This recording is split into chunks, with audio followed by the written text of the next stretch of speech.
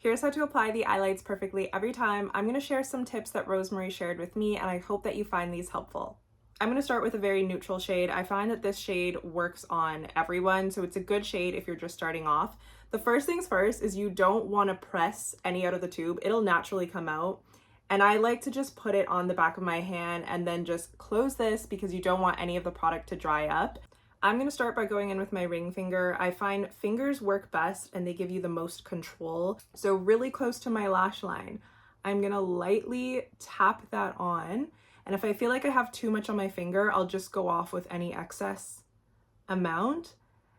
And again, I'm not blending upwards yet. I just want to make sure that I have the line of my lid covered with the product. And then if I need more, I go back into my hand, take some more. Again, slowly building it up to the intensity that I want. I don't want to go into the crease with this because that's where I'm going to take a little bit of that matte shadow to kind of warm up the eye look. But what I like is that you could end it here. Some days when I'm really lazy, I will just put the eyeshadow all over, add mascara, and call it a day. And that's the nice thing about these shadows, is that you can do that, or you can definitely layer two, work with two to create a little bit more of an elevated look. Now I'm going to take the matte shade in Dusty Trail. This I'm going to use to add a little bit of depth to the outer corners of my eye. Again, I put it on the back of my hand. I didn't squeeze any, I'm just letting it come out naturally. I'm going to take the eye polish brush, because I find with the matte shades I like to do that. And I'm going to start packing it on into that outer corner, blending upwards into the crease.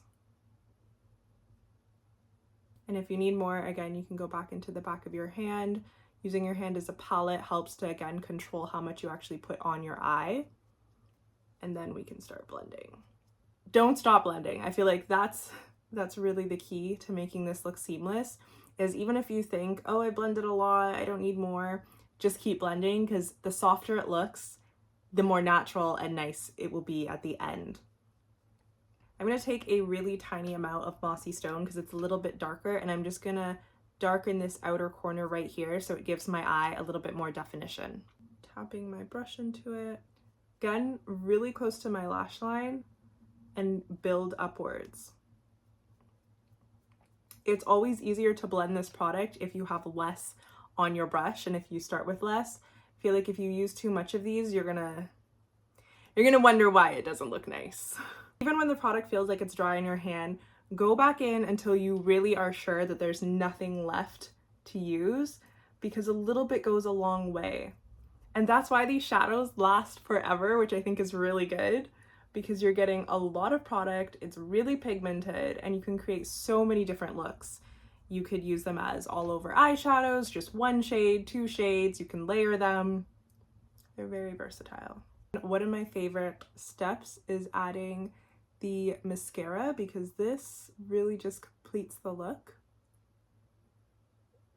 And you can see everything, it pulls everything together. And so I just went in with a little bit more of Mossy Stone on the back of my hand, and I just blended it into that outer corner to show you guys what it would look like if it was a little bit deeper here. But as you can see, both sides look really nice, and it just shows you how you can build upon the shadows. You can intensify it if you want to, or you can just leave it a little bit more natural.